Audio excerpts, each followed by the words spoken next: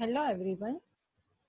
In this lecture, I will cover how to create first Java program, how to compile it and how to execute it in your computer, right? After setting a path variable and of JDK, you can execute your first program in your computer, right? For that, you need one editor. So for that you have to open the editor. I will use Notepad++ to write the code, to write the source code in our, to write the source code of our program, right? Uh, in Java program, if you want to start your program, you must need one function and that function name is void main, right? Uh, Main is a function which is the entry point of any program that you have already learned in C also.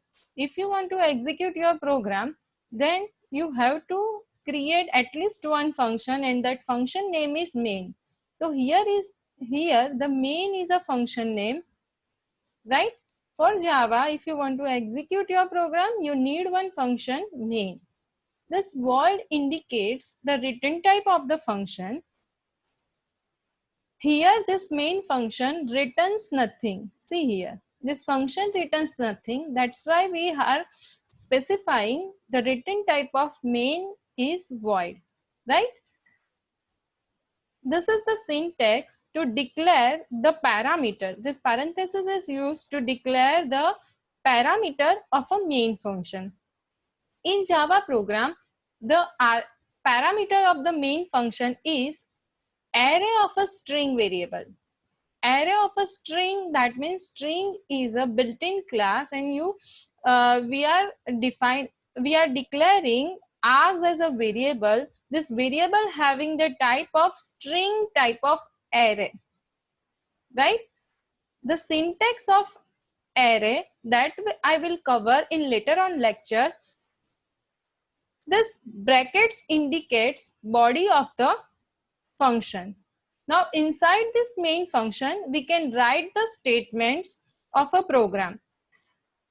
In this program, I want to print welcome to Java world string on the console. This welcome to Java world is a string. To define a string, you need a double quotes. And this double quotes having some string, this will automatically print on the console. This string is a parameter to a println function. This println is a function and this welcome to Java world string is a parameter to this println function. Here we are defining the main function and here we are calling the println function. To call the function, the semicolon we are using, the function name is println. The argument of function is welcome to Java world as a string and we are calling this println function. Now to print something on a console in a Java, this is the syntax that we have to use to print something on a console, right?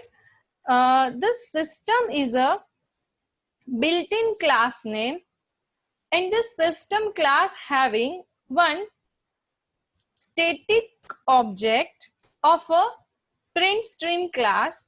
This out is a static object available in a system class and this out is an object of print stream class, which is a class of input output processing API, IO API. And this println is a function of that particular class, print stream class. So if I want to call the println function, I have to use the syntax system.out.println, then the parameter to the println function and the semicolon. This is the syntax to call the function in a Java, and this function syntax will automatically print the arguments on the console. right? If I write here for this is my first application, then it will automatically print this is my first application on the console. The output we will see in the same video. Now Java is a basically object oriented language, and it is a class based language. You cannot declare and define the main function outside of the class. You for to declare the main function, you have to create at least one class. To declare the class is a built-in keyword. You can give the class name, any name to your class name. Here I have given the class name test, right? Then this brackets, this two brackets indicates the body of the class. So this portion is called as a body of the class. Inside the body of the class, I have defined the public static void main function. Class, public, static, and void, these four are the keywords of Java language. Public and static are the modifiers available in a Java. Public is an access modifier available in Java. In Java, if you want to access something from everywhere publicly, you have to use the access modifier to your function. Public is an access specifier. This main will be invoked by Java runtime environment and Java virtual machine. This main function will be automatically invoked by JVM. Now JVM is basically Java software, and this function will be invoked by JVM. So to invoke this function publicly, and this we have to give the access to this function. That's why the access specification of this function is public. Now why the static? Static is again a modifier. Static modifier is used inside Java for accessing some function without creating object. So this main function is accessible, will be accessed by JVM, Java virtual machine. To access this main function, JVM should not create object of our class. And this main function is automatically accessible without creating object. That's why the modifier used here static, right? If you are not going to use the syntax, then you will not able to either compile, or you will not able to either run your program, right? So we are trying our first program. So this is the basic structure that you have to create for inside your to execute your application. First create a class, create a body of a class, create a main function, and inside the main function write your logical part of your program. Then save your file. At the time of saving, you have to give the name to your file. You can give any name to your file, but it is recommended that you should use the same file name, and class name should be same, and case sensitively should be same. And the extension of your source file is .java. The Java source file extension is .java, right? Then whenever you are storing this file, you have to use this extension .java. Then and only then you can compile and execute your file. Again, another thing that I want to mention is Java is a case sensitive language. Case sensitive language, that means if you use the C as a capital letter, then it will generate the compile time error, because this capital C class keyword is not a keyword of a Java language. Same way, if you use this string as a small s, then it will generate the compile time error. This string, small letter string is not recognized as a class. It is not a class. So you will get some compile time error.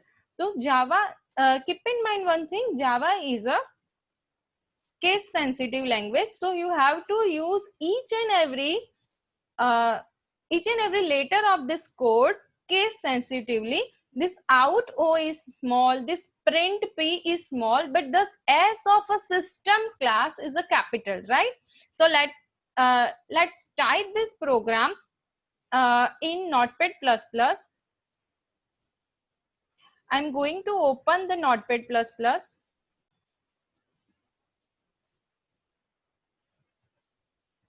Open Notepad++ and type your code over here. First of all, you have to declare class, then class name.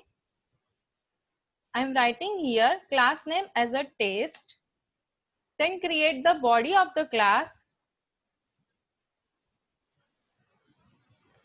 Inside the body of the class, declare the main function. The syntax of the main function is public static void main, and arguments to the main function is S capital string brackets and the variable name. You can write any variable name. Here I am using args as a variable name. You can use S, you can use any variable name over here. This variable is used to store the command line argument. That's why I'm using this variable name as a args variable name. Now I want to print welcome to Java world by using this program. To print something on a console, the syntax is system.out.println. This println is a function, system is a built-in class, out is a object, static object inside the system class, and it is an object of print stream IO package class, and println is a function available with the print stream class, and I am using this function to print welcome to Java world. I want to print this string on the console. Now save this file, press a file menu option, save option, and save this file in your source folder directory. My source folder directory is E drive.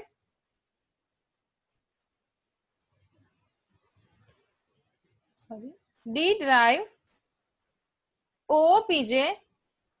I have created one directory OOPJ programs. This is my directory D drive OOPJ programs, and I am saving this file. I am using the case sensitively class name as a name of the file. Test is a class name inside my Java source file. I'm using the same file name to this particular source file. Test is a file name, and the extension of the file that you can select by using the drop down list, and here the option is available Java source file .java. Select that option Java source file .java. It automatically reflects over here test.java, and save this file inside your computer and save it. Now to execute and compile this file,